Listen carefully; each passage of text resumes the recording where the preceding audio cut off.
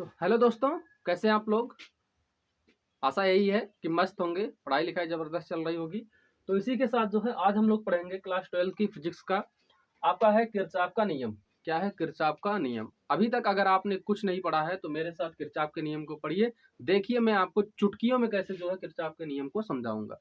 ठीक है, देखिए किरचॉफ का नियम, आप मान लीजिए आपको कुछ नहीं पता है, सपोज दैट कि आपको सिर्फ पता है कि किरचॉफ के नियम होते हैं और उस नियम का नाम पता कि कौन सा नियम होता है, संधि का नियम। संधि का नियम या उसी को क्या बोलते हैं, धारा का नियम भी कहते हैं। उसी को संधि का नियम भी कहते हैं, उसी को धारा का नियम भी कहते हैं। ठीक है, ये चीज आपके लिए बेहद जानना जरूरी है। पूछता है कभी कभी ऑब्जेक्टिव क्वेश्चन में कि किरचॉफ के पहले नियम को अन्य किस नाम से जानते हैं, तो क्या हो जाएगा, संधि का नियम या फिर आपका धारा का नियम।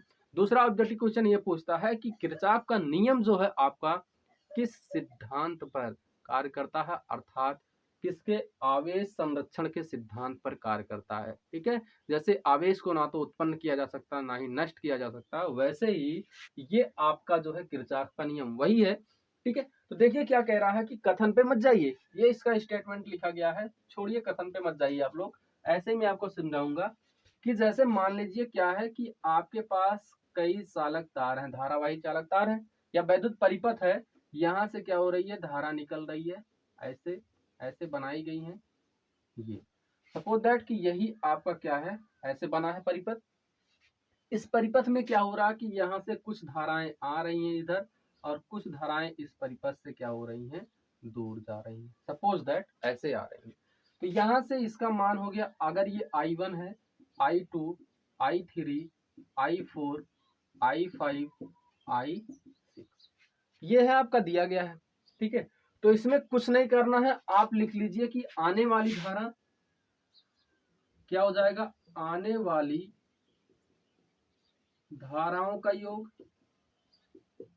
धाराओं का योग बराबर जाने वाली धाराओं का योग, है ना, जाने वाली धाराओं का, जाने वाली धाराओं का योग। ठीक है, आने वाली धाराओं का योग बराबर जाने वाली, मतलब संधि की तरफ आने वाली। तो संधि की तरफ आने वाली कौन कौन सी धाराएं हैं, देखिए I1 आपकी इधर आ रही है, I6 इधर आ रही है, I5 इधर आ रही है। तो आप लिख लीजिए I1 plus I5 plus I6 बराबर दूर जाने वाली कौन कौन सी है, I2, I3, I4, I2 plus I3 plus I4, ये हो गया। तो यही जो है आपका क्या हो गया, धारा का नियम हो गया। इसे क्या बोलते हैं, धारा का नियम कहते हैं। ठीक है, तो ये धारा का क्या हो गया, आपका नियम। अब समझिए, जरा इसको समझिए। अब स्टेटमेंट पे आ जाइए। अब आप आ सकते हैं कि किसी वैद्युत परिपथ में संधि पर मिलने वाली, संधि पर, ये आपकी संधि हो गई, संधि पर मिलने वाली समस्त धाराओं का बीजगणितीय योग क्या होता है, शून्य होता है। अब कैसे, देखिए I1 जो है संधि की तरफ क्या हो रही है, आ रही है। I1 क्या हो रही है, संधि की तरफ आ रही है। I2 क्या हो रही है, संधि से, I2 क्या हो रही है, संधि से दूर जा रही है। तो एक ठू आ रही है, एक ठू दूर जा रही है, अर्थात I1 बराबर हम लोग क्या लिख सकते हैं, I2 माइनस I2 होगा। एक काम कीजिए, इसको इधर लाइए, इसको हम इधर लाएंगे तो क्या हो जाएगा, I1 प्लस I2। देखिए इसको इधर लाएंगे तो ये हो गया आपका I1 प्लस इधर आएगा minus I2 minus I3 minus I4 plus I5 plus I6 बराबर क्या हो जाएगा, 0। ये और इसी को लिखा जाता है समेशन I इक्वल टू क्या हो जाता है, 0। इसी को क्या लिखते हैं, सिग्मा I इक्वल टू 0। तो ये था आपका जो है क्या, बहुत ही सिंपल नियम। मान लीजिए एक परिपथ दिया गया है आपका, ऐसे बनाया है, एग्जाम्पल भी लेके समझा दे रहा हूं। ये बना है आपका, अब इस परिपथ में कह रहा है कि 5 एम्पियर, ये हो गया, ये हो गया 15 एम्पियर, ये हो गया आपका 10 एम्पियर, और ये है 5 एम्पियर, ये है 8 एम्पियर, यहाँ है 7 एम्पियर, और ये है 4 एम्पियर। ठीक है, इस सवाल को सरल करना आपका क्या होता है, बेहद ही आसान होता है। कैसे करेंगे आप, जो जो आ रही हैं उसको एक तरफ जोड़ लीजिए, जो जो क्या हो रही है दूर जा रही है उसको एक तरफ, या इस तरह से कीजिए कि क्या कीजिए, जो आ रही है उसको प्लस लिखिए, जो जा रही है उसको माइनस करके क्या कर दीजिए, उनका योग कर दीजिए, बराबर क्या लिख दीजिए, 0।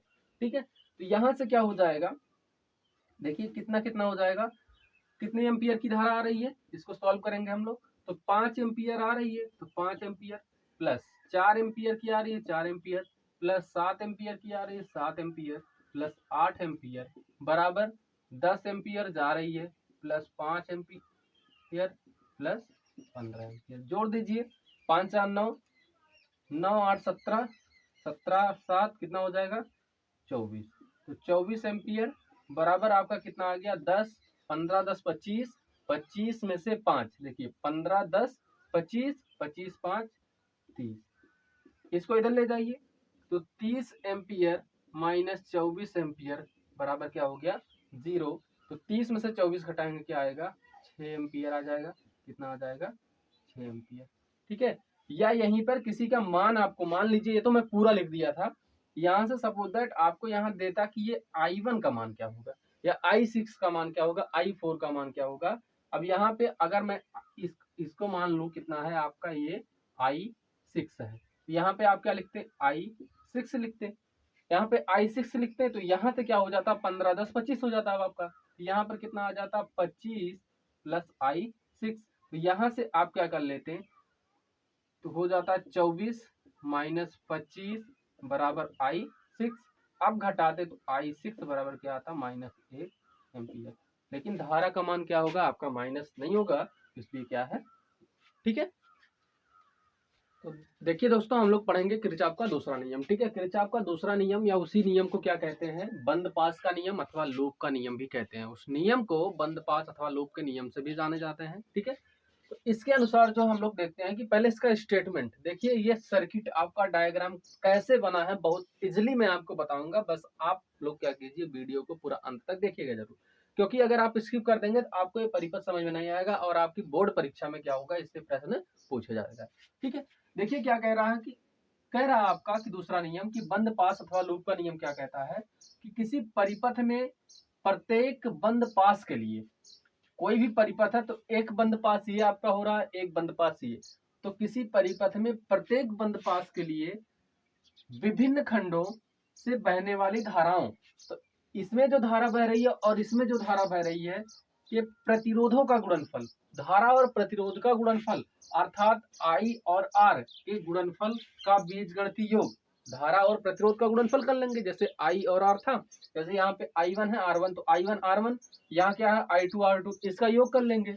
उसके बाद उस बीजगणितीय योग उस पास में बहने वाली, इस पास में बहने वाले विद्युत वाहक बल, तो विद्युत वाहक बल इधर है के बीजगणितीय योग के बराबर होता है। इसका कहने का मतलब ये कि पहला अगर हम लोग निकाले पहले बंद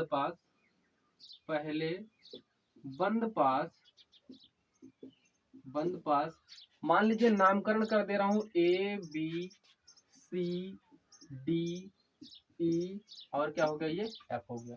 पहला बंद पास क्या है A B C D, देखिए बंद पास नहीं होगा A B C D, जब हम पुनः A पे आएंगे तब जाके ये क्या हो जाएगा बंद पास हो जाएगा। के लिए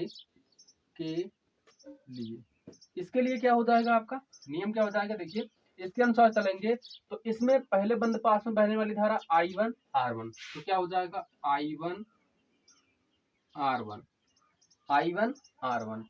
धाराओं के का योग है ना, धाराओं का योग। इसके इधर आओ, यहाँ पे आएंगे तो यहाँ पर देख रहे हैं पहले बंद पास में हमारा और भी एक चीज है, क्या हो जाएगा ये इधर बह रही है लेकिन ये वाला इसके विपरीत अपोजिट चल रहा है, क्या हो जाएगा -I2 R2 बराबर ये वाला विद्युत वाहक बल इधर आ रहा है इस डायरेक्शन में है ना, और ये वाला क्या हो जाएगा E1 माइनस क्या हो जाएगा E2 हो जाएगा। ये पहले बंद पास के लिए हो गया। इसी प्रकार से हम निकालेंगे कि इसके लिए दूसरे बंद पास के लिए दूसरा बंद पास BEFCB, क्या हो जाएगा BEFCB के लिए इसके लिए निकालेंगे। यहाँ देखिए यहाँ आपका क्या है, यहाँ से I1 प्लस I2 एक धारा ये हो रहा है, हो जाएगा I1 प्लस I2 और यहाँ हो जाएगा R3, यहाँ से प्रतिरोध क्या है R3 माइनस I2 R2 बराबर यहाँ पर क्या हो जाएगा आपका, यहाँ से क्या हो जाएगा अगला वाला E2। इसमें सिर्फ क्या है आपका विद्युत वाहक बल क्या है E2 है, तो क्या हो जाएगा आपका E2 हो जाएगा। ठीक, ये हो गया। यहां से इसका मल्टीप्लाई करिए थी चाहे ऐसे, तो यही था आपका दूसरा नियम, बंद पास का नियम अथवा लूप का नियम। ये जो है अगर पूछा जाए कि ये किस सिद्धांत पे कार्य करता है, तो ये बताएंगे आप कि जो ये आपका दूसरा नियम है ये ऊर्जा के संरक्षण के सिद्धांत पर कार्य करता है। ऑब्जेक्टिव क्वेश्चन पूछा गया है और काफी बार पूछा गया है, तो याद रखिए कि ऊर्जा संरक्षण के सिद्धांत पर कार्य करता है। ठीक है।